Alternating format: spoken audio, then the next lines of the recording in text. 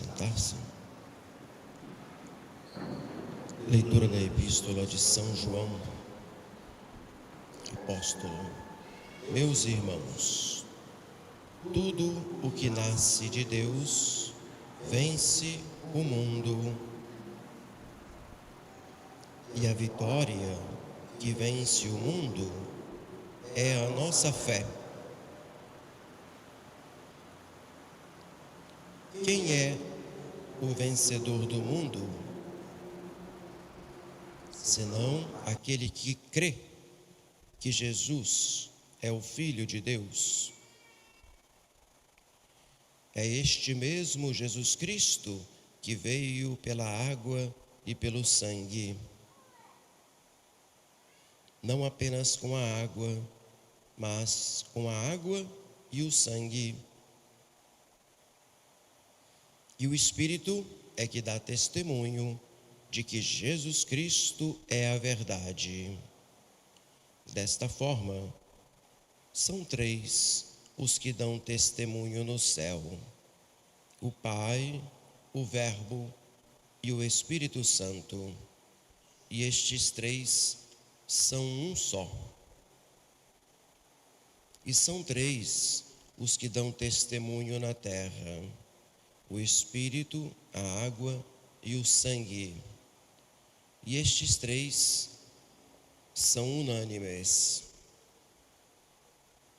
Se aceitamos o testemunho dos homens, o testemunho de Deus é maior.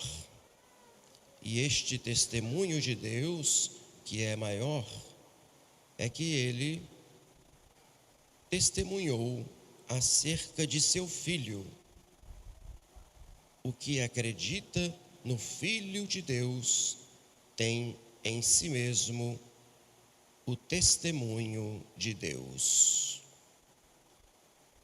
Leitura do Evangelho de São João.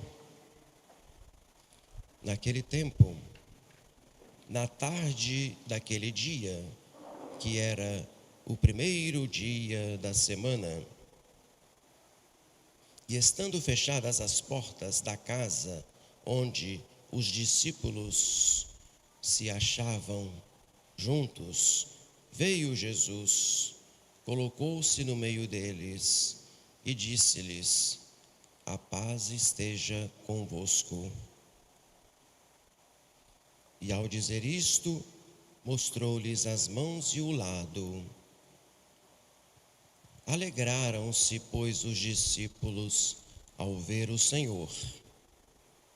Então disse-lhes novamente: a paz esteja convosco.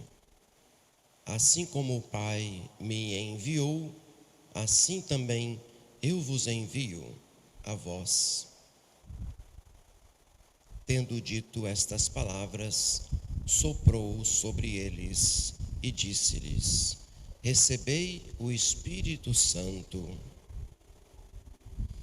Àqueles a quem perdoardes os pecados, ser-lhes-ão perdoados, e àqueles a quem os retiverdes, ser-lhes-ão retidos.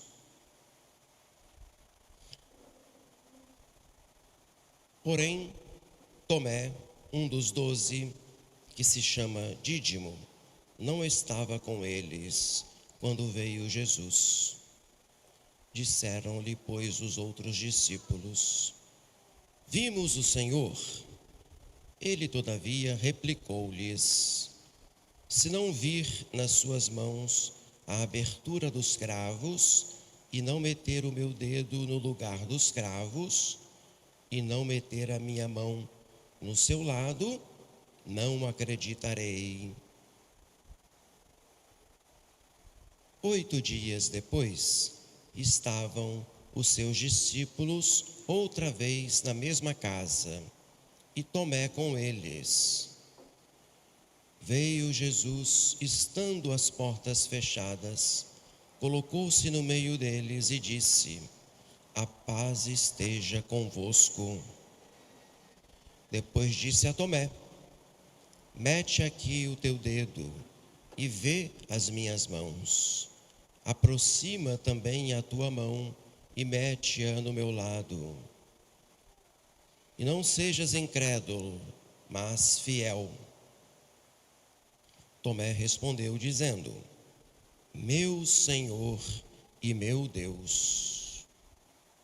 Jesus observou-lhe, dizendo: Por que me viste, Tomé? Acreditaste? Pois bem-aventurados os que não viram e acreditaram.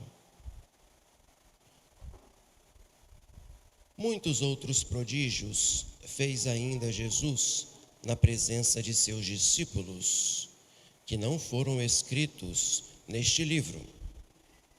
Estes, porém, foram escritos a fim de que acrediteis que Jesus é o Cristo, o Filho de Deus, e para que, acreditando, tenhais a vida em virtude do seu nome. Podem sentar-se.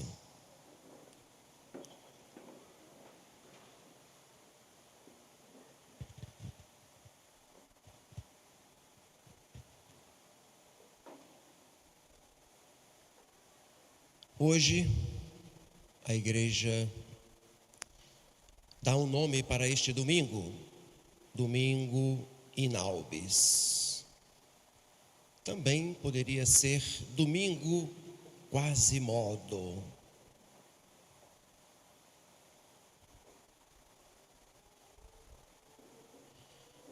E todos sabem que o Papa São João Paulo II instituiu também para este domingo a festa da Divina Misericórdia, conforme as aparições da Santa Faustina. Todo mundo sabe por que se chama Domingo Inaubis. Porque os neófitos, batizados na vigília pascal,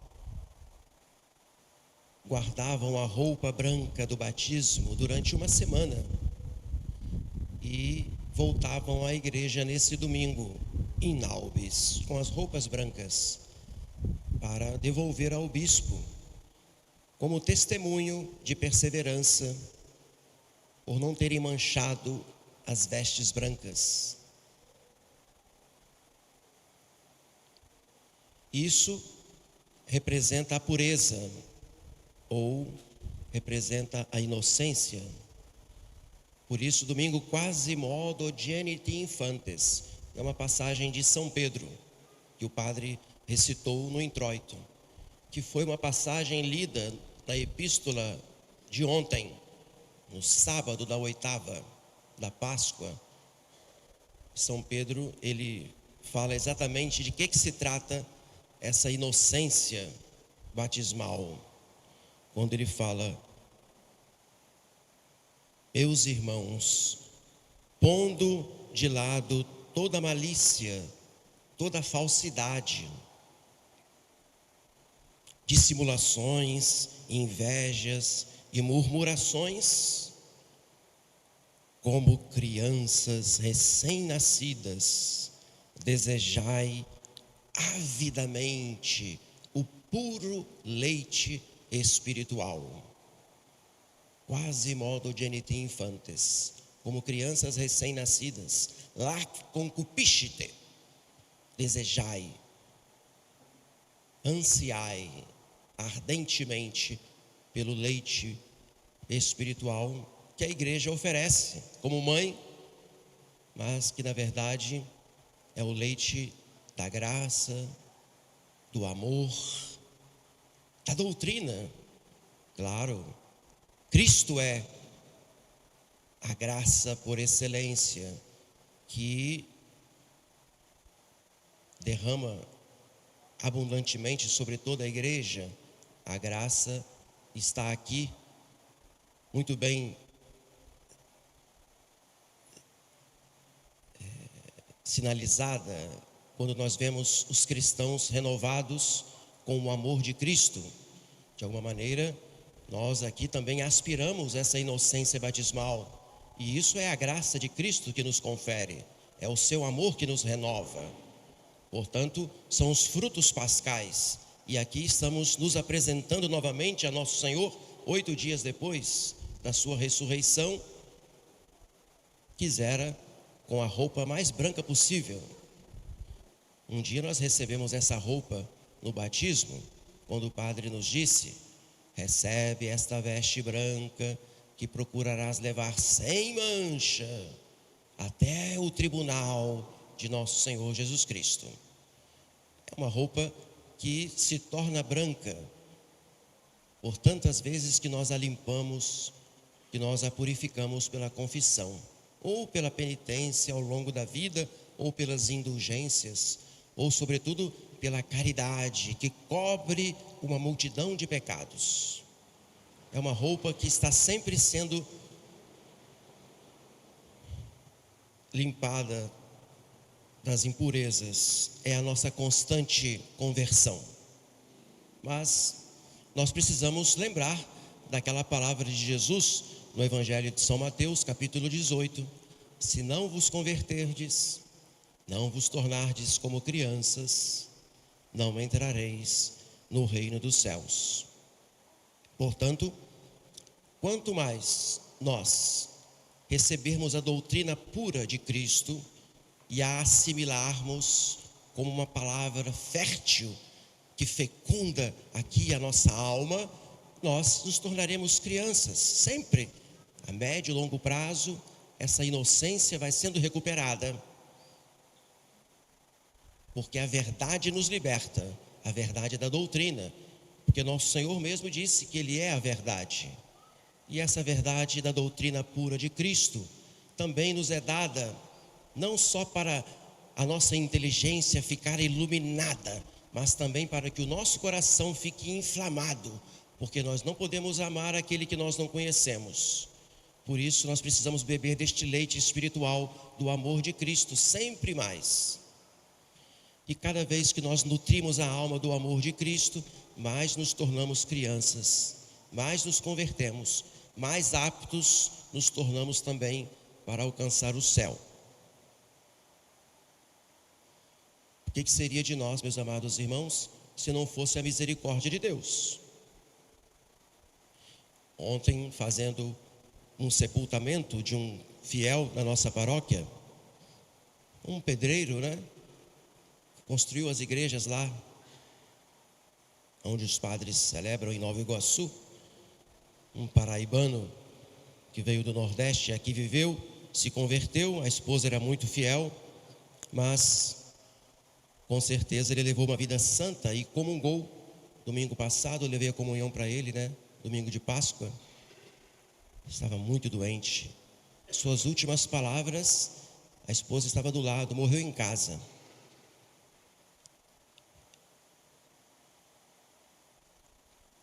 Jesus, fazei que eu vos ame cada vez mais. E aí invocou Nossa Senhora, na agonia, entregando a sua alma a Deus. Mas no sepultamento, a oração da igreja fala que ninguém poderá justificar-se diante de Deus, a não ser que Deus conceda o perdão. Então, o que seria de nós se não fosse a misericórdia de Deus? Ninguém pode se justificar diante dele, a não ser que ele se compadeça, a não ser que ele derrame abundantemente sobre cada um a sua misericórdia infinita. É interessante que nós temos aqui o evangelho de hoje, que ele consta de duas partes. A primeira aconteceu domingo passado, quando Jesus entrou no cenáculo.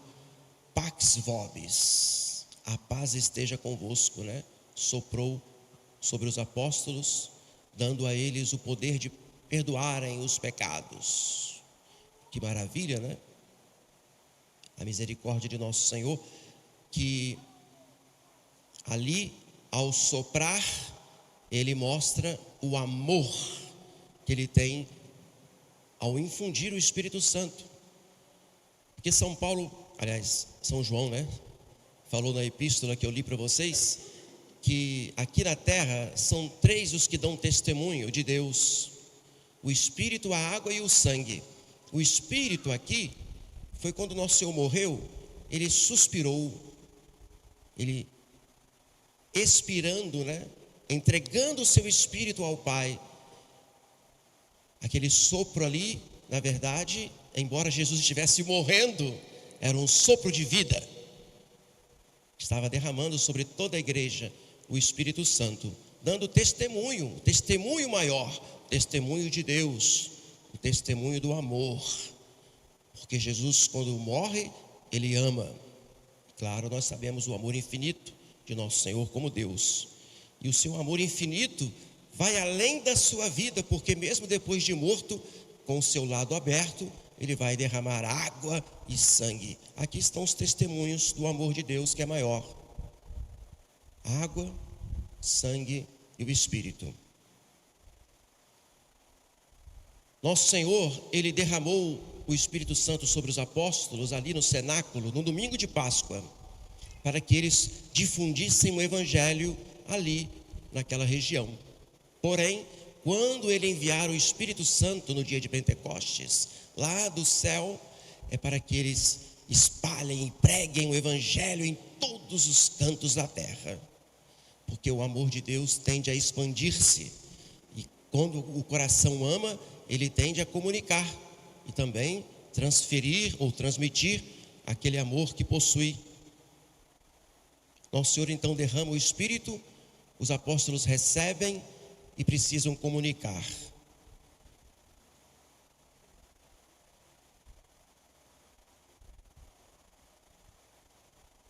Mas é muito interessante que São Tomé não estava, atrasado, como sempre. Ele falou que só acreditaria se tocasse, se visse. E vejam como nosso Senhor é bom. 8 dias depois ele vai voltar ao cenáculo, estando as portas fechadas, pax vobis, porque nosso Senhor, ele voltou só por causa de Tomé. Justamente aqui para nós termos a revelação do amor particular que nosso Senhor tem por cada um. E nosso Senhor certamente faria tudo de novo para salvar apenas uma alma. E ele voltou justamente porque ele precisava salvar Tomé, precisava confirmar a sua fé e precisava mostrar-lhe as suas chagas.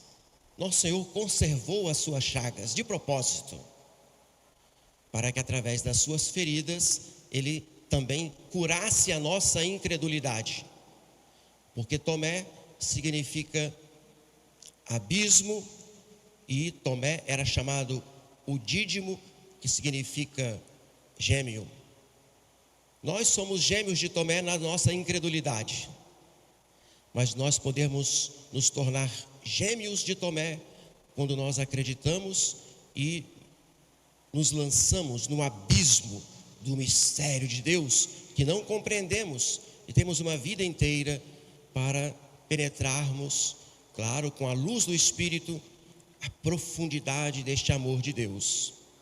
Tomé foi alcançado por esse abismo, ele ali foi mergulhado. Na verdade, ele tocou sim Jesus, mas muito mais do que tocar, Tomé penetrou profundamente no coração de Cristo. E nosso Senhor permitiu a sua incredulidade para que ele pudesse nos elogiar. E nos serviu muito mais a incredulidade de Tomé do que a fé dos outros apóstolos. Porque pela sua incredulidade nós recebemos o elogio quando nosso Senhor reprime Tomé, porque merecia repreensão. Porque ele só acreditaria se tocasse. Nosso Senhor lhe chamou: vem cá, toca nas minhas mãos, toca no meu lado, não sejas incrédulo, mas fiel. E aí o elogio que cabe a todos nós: pois bem-aventurados aqueles que não viram e creram. Nós não vemos. O mistério da fé é um abismo. E aí quanto mais silêncio, piedade, respeito, quanto mais reverência, oração interior, quanto mais compenetração, quanto mais fé do fiel durante o mistério eucarístico, mais ele penetra a fundo, mais ele entra lá no lado aberto de Cristo, para justamente ali, através da ferida de Cristo, ser cada um curado, a fim de que cada um seja curado. não só das suas incredulidades, mas também das suas feridas, os pecados que cometemos, os vícios que contraímos, porque no fim, de alguma maneira, o pecado vai nos levar à incredulidade. O pior de tudo é quando a pessoa cai na falta de fé, no amor de Deus, não confiando na sua misericórdia. A pessoa também se deixou levar tanto para o abismo, que seria o abismo do pecado, da cegueira, né? Em que a pessoa ali já não vê uma saída, que vai chegar num ponto em que vai duvidar até mesmo do amor misericordioso de Deus. Esse é o pecado contra o Espírito Santo. Por isso que nosso Senhor falou: os pecados a quem perdoardes ser-lhes-ão perdoados. Quer dizer que o pecado pode ser perdoado para quem quiser, desde que confie na misericórdia de Deus. E por que os pecados são retidos? Porque tem muitos que não procuram a Deus, que não confiam no seu amor, que não tem aquela abertura de alma para poder chegar como uma criança, né? Que confia no Pai. É preciso que nós façamos assim. Os pecados estão retidos, não porque Deus não queira perdoar, mas porque os homens não se entregam ao perdão. Inclusive tem uma frase aqui que eu quero citar para vocês agora, de Santo Agostinho. Vale a pena, né? A gente apreciar a reflexão do santo doutor da igreja. Olha o que ele diz: Jesus conservou as feridas porque sabia que elas serviriam para confirmar a fé de Tomé. Isso eu já falei. Mas também para que um dia ele possa mostrar aos seus inimigos essas chagas, ou talvez aos incrédulos, para dizer-lhes a esses incrédulos, um dia vai mostrar as suas feridas para dizer-lhes, para dar-lhes a prova irrefutável da verdade e dizer: eis o homem que crucificastes, vedes os ferimentos que lhe cravastes, reconheceis o lado que perfurastes, porque foi aberto por vós e para vós, mas não quisestes entrar. Não quisestes entrar. Vejam, a misericórdia de Deus tem limite. Ele quer perdoar a todos, sua misericórdia é infinita, mas se esbarra quando o pecado é retido naquele homem que não quer agora entrar no lado aberto de Cristo. E nosso Senhor terá de mostrar essas feridas e dizer: não quisestes entrar. O Círio aqui, representando Jesus Cristo ressuscitado, né? Quer nos falar, portanto, desta verdade, que nosso Senhor está com o seu coração aberto, inflamado de amor, como uma labareda acesa, para iluminar todo o coração perdido deste mundo, todo homem que vem, portanto, à terra. E assim concluindo, né? Como nós devemos, portanto, nos lançar na misericórdia de Deus, no lado aberto de Cristo, lembrando que nosso Senhor disse a Santa Faustina que neste dia, o domingo da Divina Misericórdia, Ele abriria do seu lado torrentes infinitas de amor, de graça, de perdão e de misericórdia. Que nosso Senhor então aumente a nossa fé, que nós tenhamos confiança em nos lançarmos no abismo do seu amor, e que sejamos gêmeos de Tomé, não na incredulidade, mas na fidelidade, até o fim, para quando nós nos apresentarmos diante de nosso Senhor, possamos oferecer a Ele a nossa alma pura. Amém.